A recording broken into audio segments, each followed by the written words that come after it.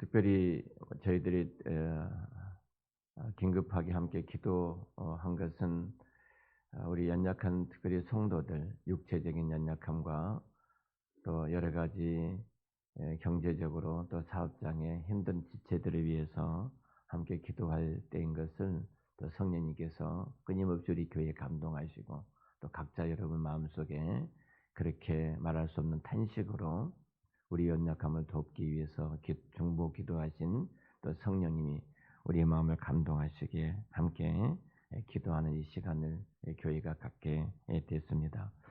오늘 이 자리에 함께 해주신 여러분들이 정말로 교회를 사랑하신 분들이고 또 여러분들을 통해서 분명히 연약한 성도들이 또 힘을 얻고 하나님의 특별한 은혜를 입게 될 줄로 믿습니다. 사실 하나님의 나라와 그 교회는 충성하는 자들을 통해서 그 나라가 이 땅에 세워지고 있습니다. 요한계시록 2장 10절 말씀 보면은 내가 죽도록 충성하라 그리하면 내가 생명의 면류관을 내게 주리라 말씀하신 것처럼 사실은 하나님의 나라와 하나님의 영광과 그 역사는 항상 그 시대마다 신실한 하나님의 남은 자들, 신실한 하나님의 백성들을 통해서 그 나라가 세워지시고 또 하나님이 그 일을 통해서 그 놀라운 일들을 이루어가고 계신 것을 우리가 보게 되어집니다. 오늘 본문은 우리가 잘 아는 다니엘의 기도입니다. 다니엘이 어느 날 서책, 그러니까 오래전에 기록되어 있던 성경 말씀을 접하게 되어집니다. 그리고 그 말씀을 접하고 읽게 되는데 놀라운 한 가지 사실을 발견하게 되어져요. 에레미야 시대 에레미야 선지자를 통해서 기록된 에레미야 선지자 에레미야서를 그가 읽게 되어집니다. 그 말씀을 읽는데 놀라운 진리를 깨닫게 되어지죠. 바로 그것은 하나님께서 이스라엘 민족들이 불순종함으로 하나님의 말씀을 지키지 않고 언약을 파기한 것 때문에 이 백성들이 70여 년 동안 포로로 끌려가리라 이 말씀합니다.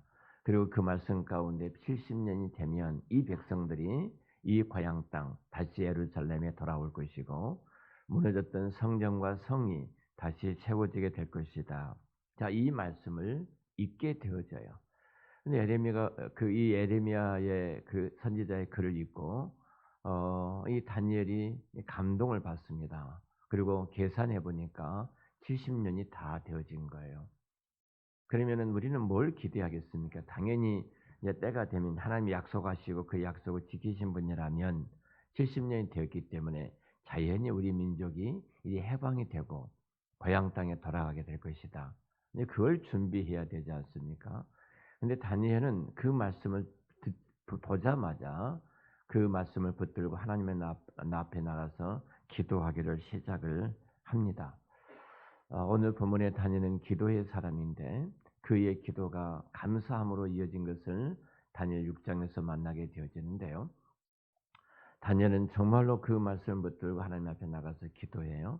우리 저와 여러분도 마찬가지입니다. 성령께서 우리의 마음을 감동하실 때, 성령께서 우리의 마음에 감화를 주실 때, 그것은 말할 수 없는 탄식으로 정말 나를 붙드시고 나를 감동하시고 설득하셔서 지금은 기도할 때고 우리가 함께 기도할 때이기 때문에 성령님 우리를 그곳을 이끌고 가고 계시거든요. 만약 그렇게 성령님이 감동하시는데도 또 교회를 통해서 그렇게 말씀하시는데도 불구하고 우리의 마음을 닫고 있다면 그가 정말로 성령의 사람, 성령 충만한 사람이라고 말할 수 있겠는가? 내 힘으로 세상을 살아가고 내 능력으로 내가 이 땅을 살아가는 사람이지. 오늘 이 말씀은 다니엘이 하루에 자기 고향 땅 예루살렘 향해서 창문을 열고 3번씩 정한 시간에 기도하고 있는 모습을 보게 되어집니다. 이 사실을 바벨로니아의 포로 끌려왔던 다니엘 이 모습들을 그 궁정 대신들이 보게 됩니다. 다니엘은 왕이 그 왕정이 4번이나 바뀌었음에도 불구하고 끝까지 다니엘은 총애를 받던 하나님의 사람이었거든요. 그래서 이것들을 이제 다니엘을 고발하고 다니엘을 고소하기 위해서, 위해하기 위해서 신하들이 하나의 방법들을 모색합니다. 그 방법이 왕에게 찾아가서 왕은 이 땅에 왕 같은 분이 안 계십니다. 왕은 신의 존재입니다. 이렇게 아부를 하죠. 그리고 이어서 그들이 말하기를 왕 외에 다른 신에게 누군가가 절하는 사람이 있다면 기간을 정해놓고 이 기간 동안에 절하는 사람이 있다면 그 사람은 당연히 죽임을 당해야 됩니다. 이렇게 요청을 합니다. 사실은 이것은 다니엘이 목적입니다. 다니엘이 하루에 3번씩 자기 고향 땅을 향해서 기도하는 것을 알고 이것을 방해하기 위해서 또 다니엘을 위해하기 위해서 짜낸 계략이었습니다. 왕은 이 말을 듣고 너무 흡족해합니다. 지금부터서 누군가가 나 외에 다른 신에게 절을 한다든지 이런 일을 하는 자가 있다면 굶주린 사자에게 집어넣어서 죽이게 하리라 이 말씀을 합니다. 그 기간이 30일이에요. 한 달 기간입니다. 사실은 이것은 목적이 하나죠. 다니엘을 죽이기 위한 목적입니다. 오늘 본문 6장 10절에 보면 성경이 이렇게 말합니다. 다니엘이 이 조세의 왕의 도장이 찍힌 것을 알고도 자기 집에 들어가서 입방에 올라가서 예루살렘 향한 창문을 열고 전에 하던 대로 하루 3번씩 무릎을 꿇고 기도하며 그의 하나님께 감사하더라. 다니엘은 이 사실을 알고도 하나님께 기도하고 이 사실을 알고도 내가 사자굴에 들어가서 내가 죽임을 당할지라도 나는 하나님 앞에 기도하리라. 다니엘은 하나님께 자기 생명을 내걸고 하나님 앞에 나가서 기도하고 감사하는 다니엘을 보게 되어집니다. 사탄은 믿는 성도들이 하나님을 믿고 신앙생활을 하고 기도 생활하는 것은 가장 싫어하는 것이 사단의 전략입니다. 우리가 기도하는 것을 싫어합니다. 우리가 충성하는 것을 싫어합니다. 우리가 전도하는 것을 싫어합니다. 내가 하나님의 백성으로 자녀로 살아가는 것을 사단은 싫어합니다. 그래서 모든 방법을 동원해서 사단은 하나님을 만나지 못하도록 하고 모든 방법을 동원해서 때로는 죽음의 위협까지라도 끄집어내놓고 너 그러면 죽을 거야. 너 그러면 죽어.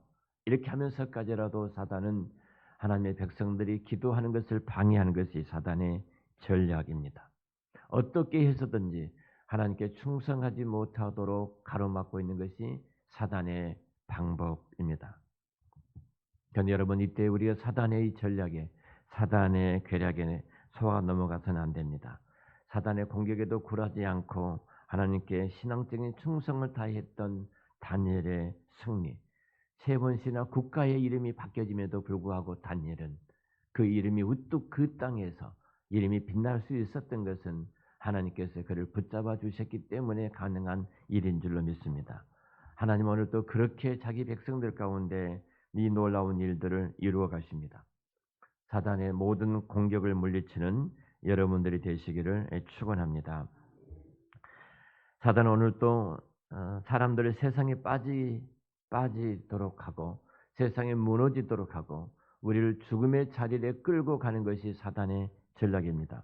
어떻게 해서든지 하나님께 가까이 나아가지 못하도록 하는 것이 사단이에요. 기도하지 못하게 합니다. 감사하지 못하게 합니다. 충성하지 못하게 합니다. 하나님 앞에 나가 기도하고 감사하고 충성하고 정말로 그렇게 할 수 있었던 것은 우리가 이 자리에 나온 것도 역시 하나님의 은혜인 줄을 믿습니다. 사단은 모든 방법을 통해요. 사람이 핑계를 대려고 보면요. 수만 가지 핑계가 있습니다. 예배에 참석하지 않을 핑계를 대려면은 산더미처럼 많은 핑계를 가질 수 있고요. 기도하지 못했다는 핑계를 대려면 산더미처럼 많은 핑계를 대릴 수도 있습니다. 그 핑계 가운데 수많은 핑계가 있는데 사단은 그 작은 것부터 시작해서 너를 죽이겠다는 그런 것까지 동원해서 사단은 우리로 하여금 기도하지 못하게 하고 감사하지 못하게 하는 것입니다. 우리가 그럼에도 불구하고 기도할 수 있는 이 자리에 나와서 함께 기도한 것은 하나님의 큰 은혜예요. 어제 저녁에 이렇게 맨발로 걷다가 저희 교회 이렇게 사다리 차례했던 집사님의 그 아내를 만나게 됐습니다. 그 아내하고 저희 집 앞에 사는 집사님이시거든요. 집사람하고 같이 이야기하고 저도 같이 이야기하는 시간을 잠깐 가졌어요. 근데 이 집사님이 남편이 전립선 암이어서 3기였다고 그래요. 3기였는데 사실은 굉장히 그 아픔과 두려움이 너무너무 컸다고 합니다. 뭐 남편의 죽음에 대한 두려움이 그의 마음을 이 집사님의 여집사님 마음을 찾아오고 그 공포가 찾아오고 그 아픔이 찾아오고 근데 막 그때 당신이 하나님 앞에 나가서 기도한 것은 정말로 예수님께서 땀방울이 핏방울이 되도록 기도한 것 같다. 그 말씀을 하더라고요. 근데 어느 곳에서 기도원에 가서 그렇게 기도를 하고 있는데 어느 목사님이 거기 누구 어떤 그 친척이 그렇게 또 암이었는데 같이 기도하러 오셨던 분이 계셨다고 그래요.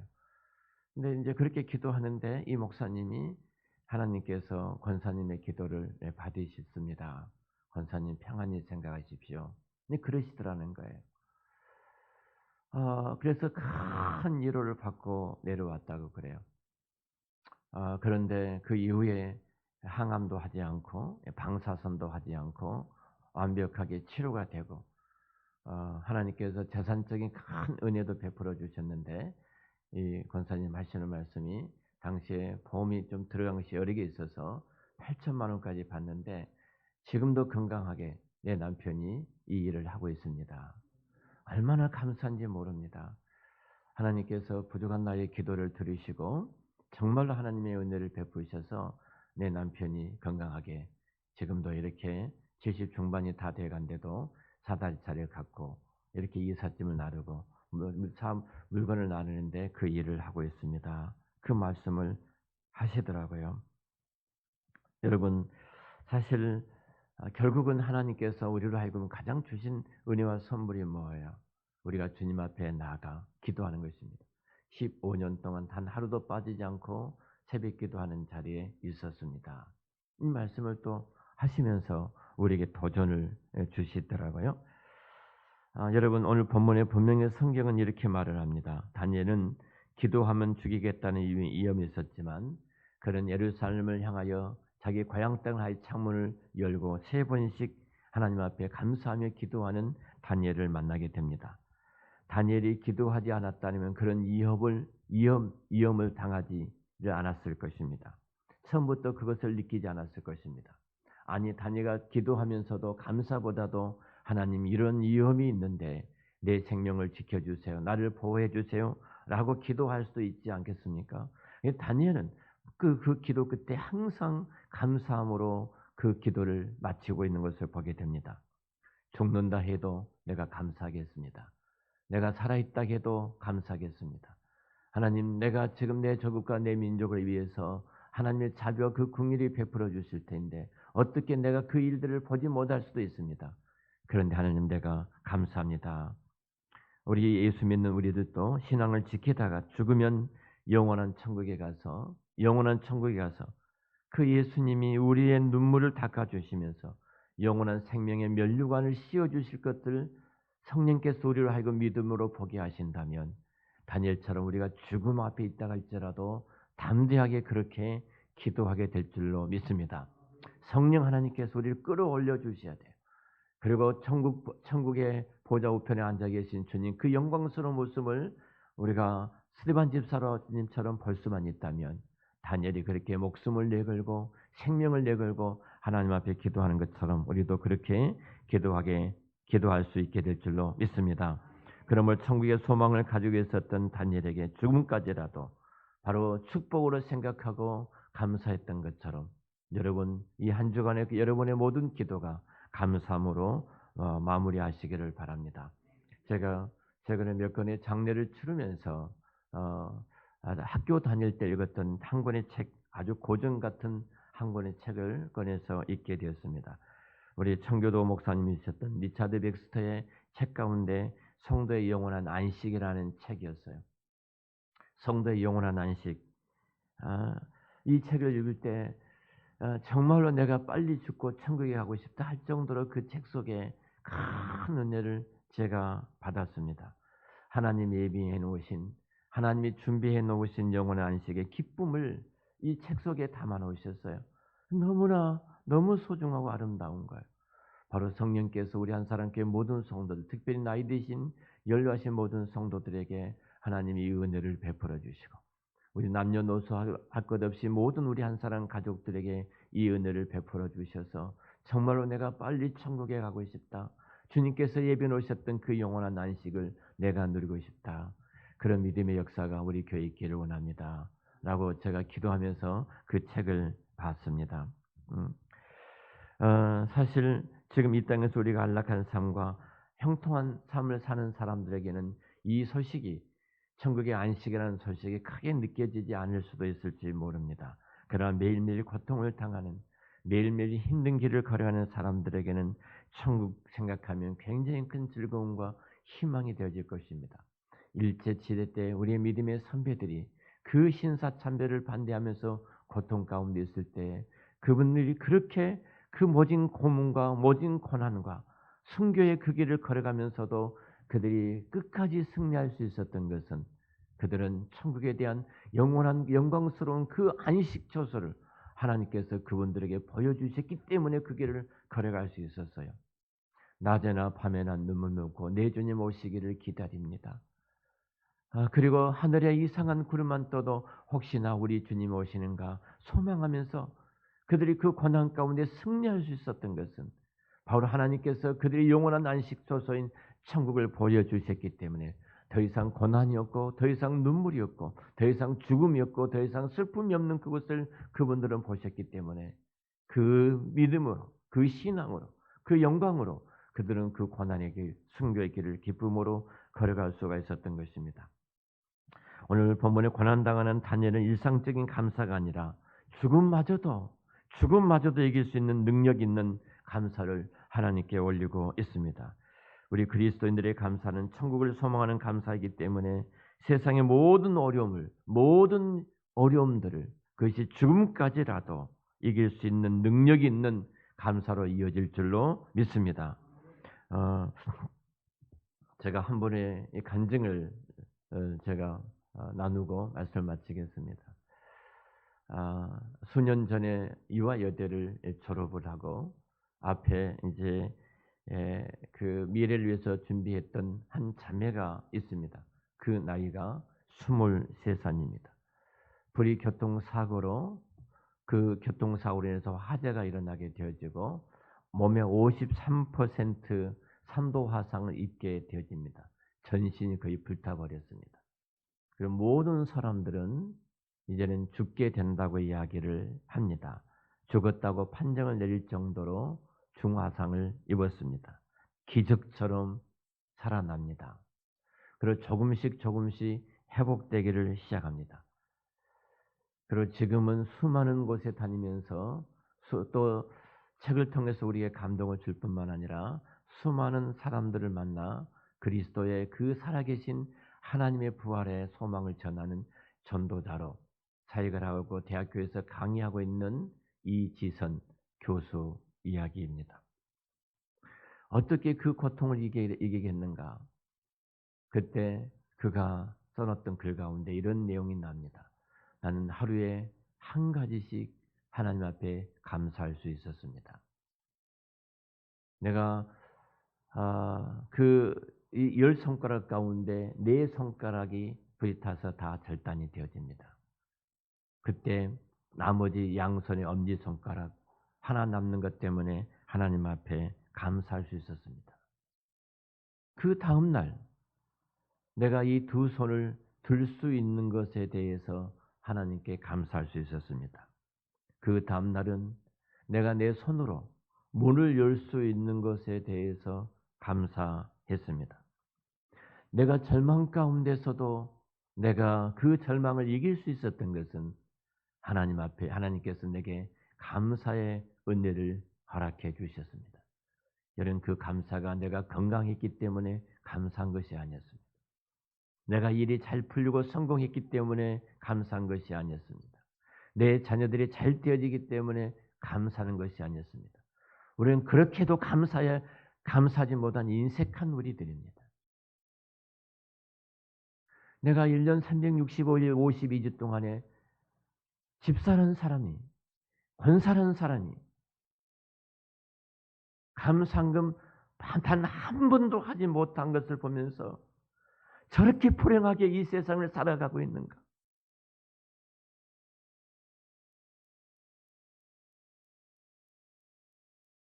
진짜 가슴이 무너져.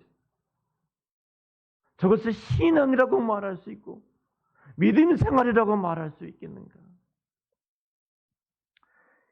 이 시선, 이 참의 그 글을 보면은 피눈물이 납니다. 그가 좋은 대학에 들어간 것 때문에 감사한 것이 아닙니다. 좋은 대학원에 들어간 것 때문에 감사한 것이 아닙니다. 내가 건강한 몸으로 훌륭한 내 신랑을 만났기 때문에 감사한 것이 아니었습니다. 내가 내 자녀를 낳고 자녀들이 잘 되니까 감사한 것이 아니었습니다. 그는 53도의 화상을 입었고 도무지 소망이 없는 죽음의 골짜기를 지나면서 얼굴은 온통 일그러져 수없이 많이 수술했지만 괴물처럼 되어버린 그 얼굴이지만 그의 감사는 10손가락 가운데 8손가락이 다 절단됐지만 2손가락이 남는 것 때문에 감사했고, 내가 이 손으로 문을 열 수 있는 것 때문에 감사했고, 내가 이 2손을 들 수 있는 것 때문에 감사했고, 일그러진 모습이지만 내가 오늘 또 숨을 쉬면서 말을 할 수 있는 것 때문에 감사했습니다. 내가 이 2 다리를 가지고 잘 올라가지 못했지만 한 발자국 한 발자국 그 계단을 딛고 올라가는 것 때문에 감사했습니다. 내가 절망의 순간에도 감사할 수 있는 한 가지 한 가지를 하나님께서 주신 것 때문에 나는 감사했다. 이렇게 말을 합니다. 기자가 물어봅니다. PD가 교통사고 나기 이전으로 그 아름다운 모습으로, 그 꿈 많은 아가씨의 모습으로 돌아가고 싶은 생각은 없으십니까? 근데 이지선 씨는 한마디 말합니다. 돌아가고 싶지 않습니다. 세상 사람들이 이해할 수 없지만, 세상 사람도 도무지 이해할 수 없지만, 이지선 씨는 내가 이 어마어마한 사고를 만난 이후에 자신의 삶에서 체험한 그 하나님을 생각하면 내가 그 전으로 다시 돌아가고 싶지 않다는 것입니다.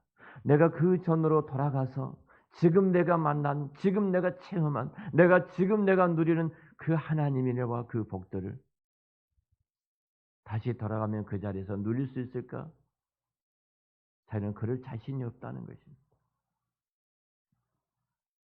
그 몸으로 미국에 가서 공부를 하고 그 몸으로 다시 한국에 들어와서 하나님의 사랑을 전하고 대학 강단에 서서 강의를 하고 있습니다. 죄송한데 그런 그 아름다운 아가씨의 몸이 짐승처럼, 짐승 이하의 비찬한 괴물처럼 그 얼굴이 바뀌어졌지만 손가락도 엄지손가락 2개밖에 남지 않고 다 절단을 했지만 좀 더 정상적인 삶을 살지 못하는 그 불구의 몸이지만 천국에서 내 몸을 완전한 몸으로 변화시켜 주실 그 하나님을 생각하며 오늘도 감사하면서 하루하루 살아가고 있습니다.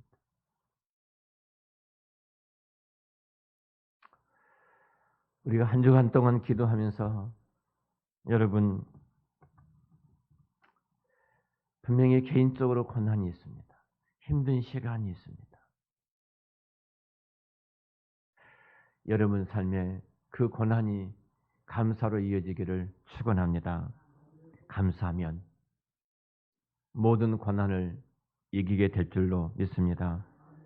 감사하면 내가 보지 못한 것을 성령께서 보게 해주시고 이지선 자매처럼 내가 듣지 못한 것을 듣게 해주시고 내가 이룰 수 없는 놀라운 기적을 이루는 시간이 될 줄로 믿습니다.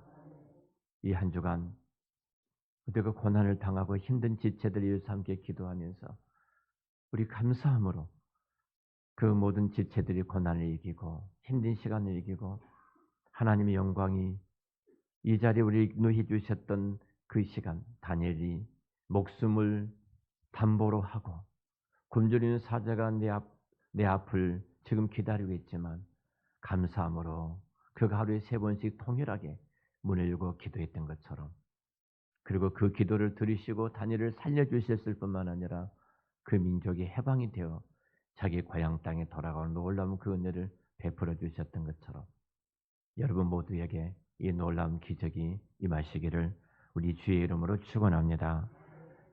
기도하겠습니다.